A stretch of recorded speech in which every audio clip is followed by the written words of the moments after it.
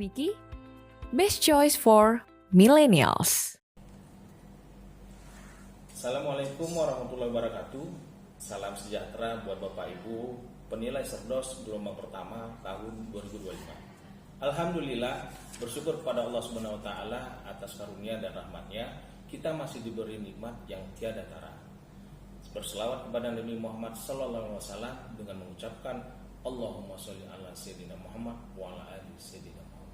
Saya Pupu Bustami, saya berkarir sebagai dosen dari tahun 2008 hingga sekarang di Universitas Islam Kebangsaan Indonesia. Saat ini saya sebagai dosen tetap di program studi akuntansi pada konsentrasi bidang akuntansi keuangan dengan mata kuliah pokok yang saya ampuh terdiri dari pengantar akuntansi, akuntansi biaya, akuntansi manajemen, akuntansi keperilakuan, dan analisa laporan keuangan. Pada kesempatan kali ini saya mencoba menjelaskan mengenai PDD UKT-PP di bidang pengajaran pada mata kuliah yang saya ampuh, yaitu akuntansi keperilakuan. Dengan kode mata kuliah 5411. Mata kuliah ini berbobot 3 SKS dengan pertemuan sebanyak 16 minggu dengan rincian 14 minggu pembahasan materi dan 2 minggu asesmen. Deskripsi mata kuliah ini membahas mengenai aspek-aspek psikologis dan perilaku manusia dalam konteks akuntansi, khususnya dalam pengambilan keputusan keuangan, penyusunan laporan keuangan, penganggaran, dan pengendalian manajerial. Mahasiswa dituntut untuk mempelajari bagaimana persepsi, motivasi, etika, budaya organisasi, dan dinamika kelompok yang mempengaruhi perilaku individu tersebut maupun organisasi dalam sistem akuntansinya. Maka mata kuliah ini juga mengeksplorasi implikasi perilaku dalam praktik auditing, budgeting, dan pengambilan keputusan manajerial.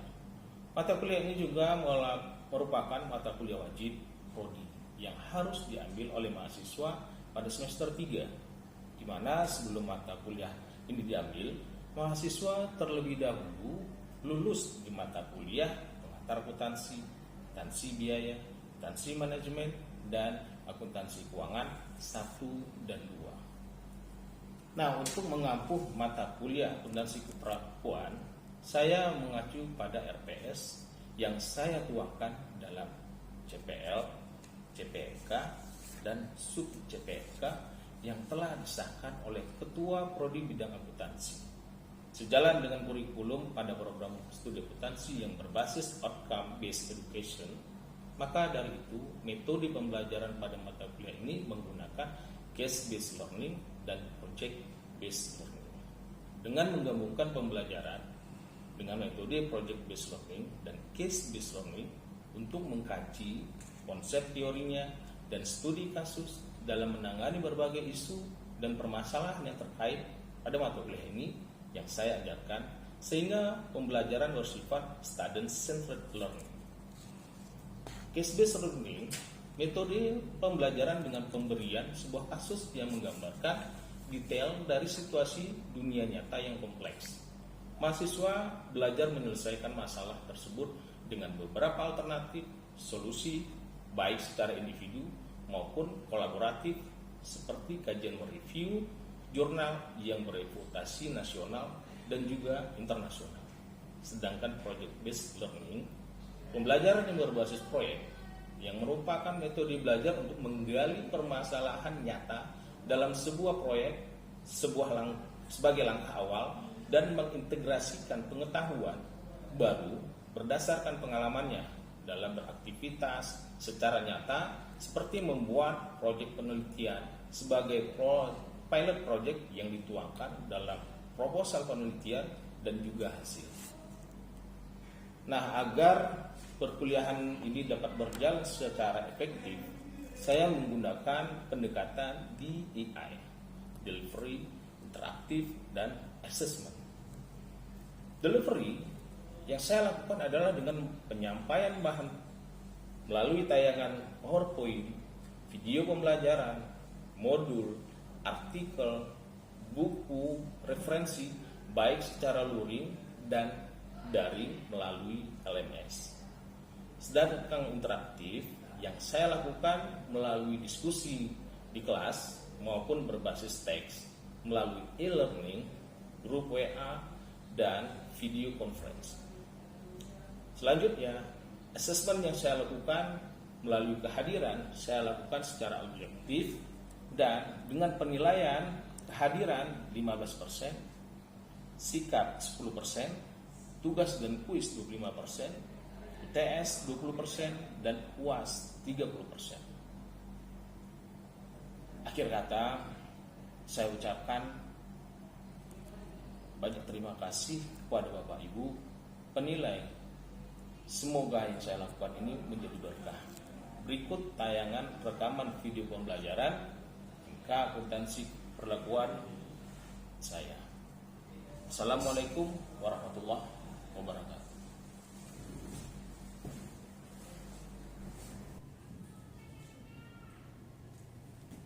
Baik, assalamualaikum warahmatullahi wabarakatuh. Waalaikumsalam warahmatullahi wabarakatuh. Alhamdulillah. Apa kabarnya? Baik. Baik, sehat semuanya ya. Alhamdulillah. Semoga Allah selalu memberikan kesempatan, kesehatan, dan selalu melindungi kita setiap harinya hingga kita bisa dapat berkumpul di ruangan kita yang kita cintai ini. Selamat dan salam kita sering berikan di pangkuan Nabi besar Nabi Muhammad SAW serta para sahabat dan nabi. Berkat beliaulah kita menjadi orang yang berguna, bermanfaat, dan bermartabat hingga kita merasakan sampai saat ini. Dan hari ini juga kita merasakan kebesaran itu semuanya melalui pembelajaran kita yang kita pelajari sampai saat ini. Dan tak lupa juga kita selalu bersyukur tentang apa yang sudah kita rasakan sampai saat ini. Baik, sebelum kita memulai, kita sudah mempelajari materi yang sudah kita jalani yang kemarin-kemarin, dan kita sudah mereview dari beberapa jurnal tentang kaitannya dengan keperilakuan. Nah, ada beberapa jurnal yang kemarin sudah kita bawa dan kita kaji kembali bahwa setiap pembahasan, setiap variabel yang kita mencari keuntungan dan akan mengarahkan kepada hal yang berdampak signifikan. Nah, dampak yang inilah yang perlu kita ketahui, apakah semuanya variabel-variabel yang dikaji di dalam literatur penelitian yang sudah ada itu berdampak signifikan dan berpengaruh kepada variabel X dan Y-nya. Nah, kali ini kita akan mereview ataupun juga mengkaji dulu tentang masalah keuangan berbasis perilaku. Nah, sebelumnya sudah ada yang tahu keuangan berbasis perilaku ini. Nah, mungkin di antara teman-teman kita sudah ada pernah membaca dari literatur, dari majalah, dari apa saja, ataupun dari berita-berita yang kita sering lihat di medsos-medsos sekarang ini. Betapa pentingnya perilaku yang berperan sangat besar dalam mempengaruhi pengelolaan keuangan. Nah, semua hal ini didasarkan pada perilaku atau sikap seseorang. Kita sering mendengar di berita bahwasanya korupsi terus merajalela dan tidak ada habisnya sepertinya. Kita pun heran. Nah, kenapa hal itu masih terus dilakukan? Dan sebenarnya apa sih motifnya? Seperti apa yang mereka mendasari untuk bisa berbuat seperti itu? Nah, apakah mereka tidak berpikir bahwa konsekuensi yang mereka lakukan itu akan berdampak pada hal yang paling buruk? Bukan hanya untuk saat ini, tapi untuk di masa depan pun nanti. Apa jadi yang terjadi? Nah, disinilah kita perlu kajian dan menarik beberapa peneliti untuk meneliti hal-hal yang berkaitan dengan pengelolaan keuangan berbasis perilaku tadi. Kita tahu bahwa manusia ini kan beda-beda. Kita tahu setiap perilaku manusia juga akan berdampak yang baik, bahkan ada yang dampak lebih buruk. Nah, itu kalau dalam kajian yang lebih tinggi lagi. Nah, bagaimana dengan perilaku secara pribadi bagi kita yang kita juga memiliki pengelolaan keuangan yang baik juga? Nah, ini kan perlu kajian. Nah, maka dari itu sebelum kita untuk mengetahui bagaimana pengelolaan keuangan yang baik sehingga kita akan mengambil keputusan yang lebih baik lagi. Sekarang kita lihat bagaimana sih literasi ataupun literatur yang mempelajari tentang masalah keuangan berbasis perilaku ini. Baik, apa itu keuangan berbasis perilaku? Sekarang kita lihat secara teorinya oleh beberapa para ahli yang sudah kita bahas dan kita kaji di dalam literasi-literasi dan literatur yang lainnya. Nah, bahwa behavior finansial adalah studi yang menggabungkan psikologi, sosiologi, dan keuangan untuk memahami mengapa keputusan keuangan sering tidak rasional. Nah, di sini kita lihat bahwa perilaku manusia itu paling sering tidak rasional. Apa yang menyebabkan kita tidak rasional? Ada beberapa faktor yang menyebabkan kita sehingga ketidakrasional itu timbul, yang mengakibatkan bahwa kita banyak mengalami adanya keguncangan, ada permasalahan, ya kan, di dalam kehidupan sehari-hari. Nah, begitu juga di dalam pengelolaan keuangan yang kita tuju di sini adalah para investor yang bermain di pasar modal. Nah, mereka sering sekali tidak rasional. Kenapa? Karena di sini kita harus berjaga-jaga, berhati-hati bahwa bermain dengan investasi dengan dana yang besar itu tidak bisa dengan secara bermain sia-sia, dengan bermain yang tidak secara hati-hati. Maka dari itu banyak para investor di sini harus dengan kehati-hatiannya untuk menjaga keuangannya supaya tidak hilang begitu saja. Karena begitu nanti kalau sahamnya jatuh, maka apa yang dapatkan? Hanya kerugian. Nah, sedangkan kita di sini untuk mencari keuntungan dalam bermain saham. Dan kemudian ada yang mengatakan menggabungkan psikologi, sosiologi, dan keuangan yang tujuannya adalah untuk menjelaskan penyimpangan dalam perilaku investor tersebut dan pasar yang tidak dijelaskan oleh teori keuangan secara klasik. Nah, itulah tadi kondisinya. Bagi para investor ini terkadang dia memiliki interaksi yang begitu cepat. Pada saat mereka mendengar informasi saham itu anjlok, mereka akan segera bergegas untuk menarik dananya dan bahkan sampai bisa menjual sahamnya kembali. Nah, interaksi yang secara spontan tersebut, mereka tidak memikirkan apakah mereka melakukan dengan hal yang baik dengan menjual saham yang mereka sudah tanam. Belum tentu juga. Nah, apakah kalau mereka setelah menjual sahamnya dan mereka membeli saham yang lain, apakah itu akan membawa keuntungan? Tidak juga. Nah, di sini ada beberapa ekspektasi yang harus kita pikirkan ke depan sebelum kita untuk berpindah. Nah, ada beberapa kondisi yang dimana kita biasanya tuh dalam kita membeli saham, secara fundamental kita harus lebih mengetahui dulu kondisi perusahaan itu, baru kita membeli saham atau berinvestasi di dalamnya. Nah, di situ ada analisis-analisis untuk melihat bagaimana perusahaan ini bisa mendatangkan keuntungan, kinerjanya baik. Kita melihat analisis laporan keuangannya. Nah, itu yang akan menguatkan bagi kita untuk berekspektasi bahwasanya saham yang akan kita beli ini akan lebih menguntungkan. Nah, seperti itu.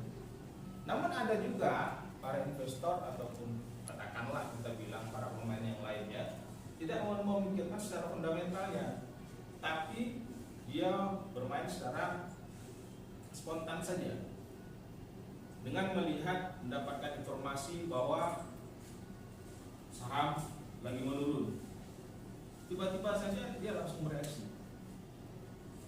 Nah, ini kondisi yang yang kita lihat bahwa reaksi dari investor tersebut adalah perubahan pada perilakunya, sehingga akan memunculkan pada sikap yang spontan, bahwa ada orang yang berperilaku cepat spontan dan ada orang yang berhati-hati, dia selalu memikirkan. Kita secara langsung spontan melakukan tindakan.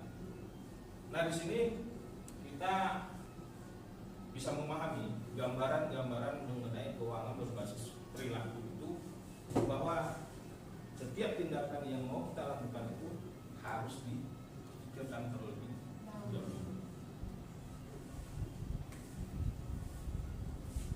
Nah, apa kata para pakar tentang behavior learning? Salah satunya di sini yang mengatakan melibatkan 3 disiplin ilmu yang 3 tadi: psikologi, sosiologi, dan keuangan. Nah, psikologi ini berkaitan tentang perilaku orang, mentalitas. Sosiologi ini adalah ilmu yang mengkaji tentang perilakunya.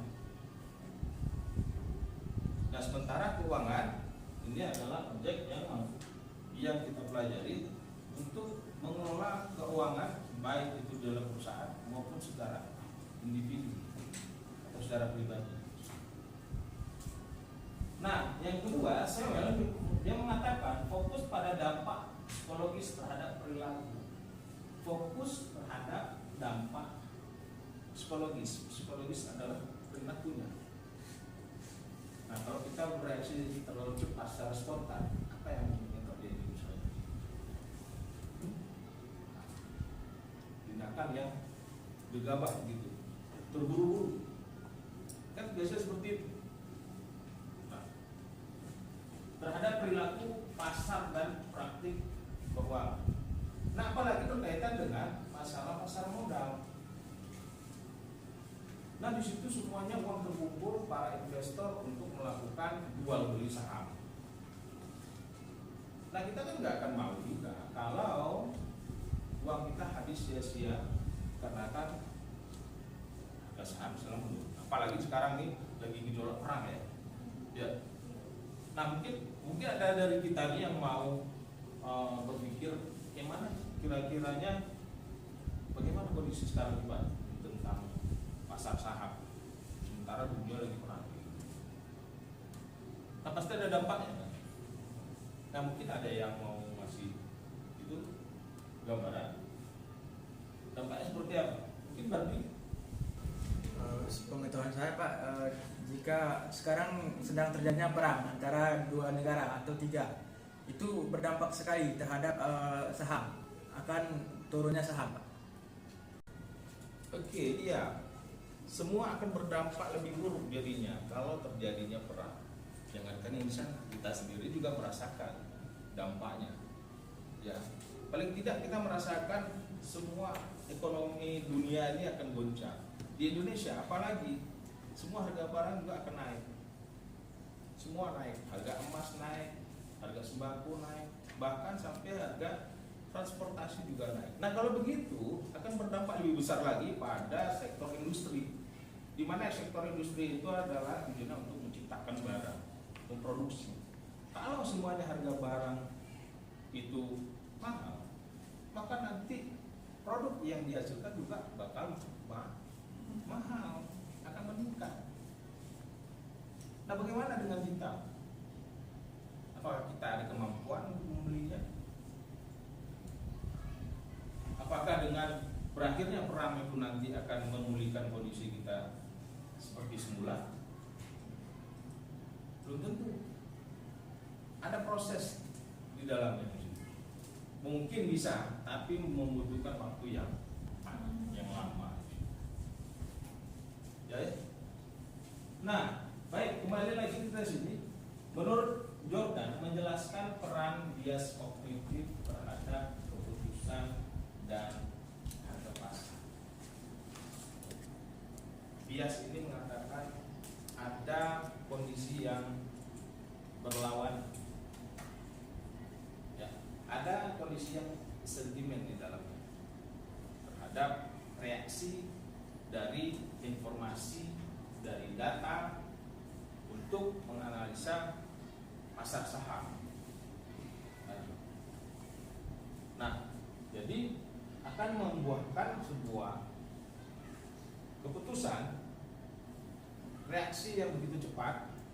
Apakah tergantung dari individunya, dia akan melihat secara fundamental, dia kaji dulu, dia hitung dulu apakah ini akan mengakibatkan kondisi yang fatal atau tidak.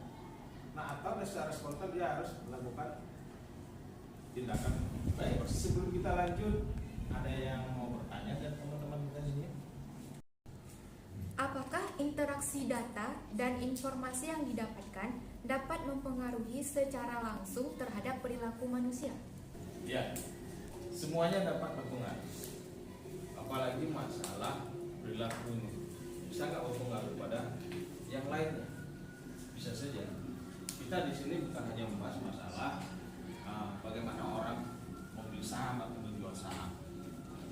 Nah, ada satu kajian yang telah saya lakukan tentang literasi keuangan. Kita tahu bahwa literasi keuangan ini adalah seberapa jauh sih pemahaman tentang keuangan, sehingga orang akan paham dan tahu bagaimana cara mengelola keuangan. Nah, dalam penelitian yang saya lakukan di tahun 2022 dan tahun 2023 juga sudah saya lakukan, ada literasi keuangan juga. Nah, nanti ada di dalam slide yang saya buat di sini. Nah, terkait dengan pertanyaan dari teman kita, apakah perilaku itu akan berdampak pada hal yang lainnya? Nah, saya mencoba untuk membuat satu kajian penelitian yang saya lakukan mengenai literasi keuangan sangat mempengaruhi pemanfaatan teknologi keuangan syariah. Nah, di sini kita melihat bahwa reaksi individu atau seseorang akan menggunakan dan bereaksi kepada teknologi. Sekarang ini kita sudah pada zaman era teknologi canggih, semuanya secara digital. Nah, sektor keuangan sudah masuk pada teknologi digital. Nah, sekarang yang penggunanya ini, apakah mereka sudah paham atau belum? Katakanlah kalau di daerah yang memang maju, pasti masyarakatnya juga maju dalam hal pendidikan, pengetahuan, dan pemahamannya, sehingga orang tersebut akan menggunakannya. Nah, sekarang ini kita semua sudah memiliki handphone. Hampir rata-rata manusia, orang yang tinggal di daerah maju pasti memiliki handphone. Nah, ini menandakan kemajuan tingkat pemikirannya. Nah, apalagi kita membahas tentang masalah literasi keuangan, kita mau lihat bagaimana pemahaman seseorang itu terhadap keuangannya, sehingga dia bisa paham dan bisa mengelola keuangannya dengan lebih baik. Nah, di dalam penelitian ini saya mengaitkannya dengan teknologi finansial atau fintech, financial technology, tapi yang di syariah. Nah, bagaimana produk-produk syariah ini dipahami oleh masyarakat atau warga kita? Sudah sejauh mana sih? Nah, berarti kita melihat di sini bagaimana literasi keuangan tersebut bisa mempengaruhi financial teknologi dan dapat mempengaruhi juga yang namanya inklusi keuangan. Nah, berarti yang kita lihat di sini adalah perilaku manusia. Kalau kita tidak memikirkan atau kita abaikan saja, kita tinggal di daerah yang maju, tapi kita nggak pernah menyentuh tentang masalah teknologi, apa jadinya? Ketinggalan. Semua merasa kesusahan. Kita kuliah sekarang ini sudah menggunakan teknologi. Baik itu kita mengerjakan tugas, ya, final, bahkan dalam pembelajaran kita ini sudah menggunakan teknologi. Nah, apakah kita nggak memerlukan seperti ini? Bagaimana? Perlu kan? Perlu. Gimana yang nggak kita perlukan di sini? Nah, jadi kita nggak bisa menghindari teknologi sekarang ini. Mau nggak mau, kita harus berhadapan pada era dan zaman kemajuan yang canggih ini. Nah, di sini. Jadi saya melihat bahwa literasi keuangan masyarakat kita sudah sejauh mana mereka memahami. Dan di situ nanti bisa terukur pemahaman mereka yang ada tinggal di daerah maju, katakanlah di kota sama yang di desa, apakah sama? Ya, ada gap di situ. Ya. Selisihnya berapa persen pemahaman antara warga yang tinggal di kota sama yang tinggal di desa. Nah, jadi tujuannya kalaulah mereka mengetahui tentang literasi keuangan, mengetahui tentang bagaimana pengelolaan keuangan, maka di sini akan berdampak kepada pola hidupnya. Artinya mencari kesejahteraan secara nggak langsung, bahwa literasi keuangan ini akan membawa dampak kesejahteraan individu atau masyarakat. Nah, maka dari itu, apalagi kita di sini anak akuntansi, kita harus mengetahui bagaimana akuntansi, bagaimana keuangan dan cara pengelolaan keuangan yang lebih baik. Nah, ini penelitian yang saya lakukan di tahun 2022. Sudah berjalan waktu yang lama, kita sudah memahami bagaimana keuangan berbasis perilaku ini, dan buktikan dengan berbagai macam penelitian yang dilakukan oleh para peneliti, terutama ada penelitian saya di dalamnya di sini. Dan tentunya untuk lebih memahami lebih dalam lagi, saya akan memberikan sebuah tugas buat kita semuanya dalam bentuk review jurnal yang dilakukan oleh para peneliti. Dan itu nanti jurnal saya juga akan kalian review, ya. Dan kita akan membuat sebuah kelompok. Dalam bentuk kelompok beberapa orang akan kita bentuk, dan kita berdiskusi, saling berinteraksi. Bagaimana hasil reviewnya nanti akan kita bicarakan di kelas. Masing-masing bekerja sesuai dengan tupoksinya. Cari jurnal, atau nanti saya akan memberikan beberapa jurnal dan artikel yang akan kalian review tentang masalah perilaku. Nah, di sini artikel yang akan saya bawa tentang masalah literasi keuangan. Nah, dan kita bisa pada materi ini yang seminggu depan kita akan membahas masalah literasi keuangan digital. Nah, apakah pengaruh-pengaruhnya dari literasi digital? Nanti kita di minggu depan. Baik, tugas akan saya berikan di WhatsApp ataupun di email nanti. Kalian tinggal melihat aja, nanti saya akan kirim. Dan pembagian tugasnya masing-masing buat kelompok. Oke, baik. Terima kasih. Sampai di sini. Alhamdulillah. Semoga bermanfaat dan semoga ada faedahnya buat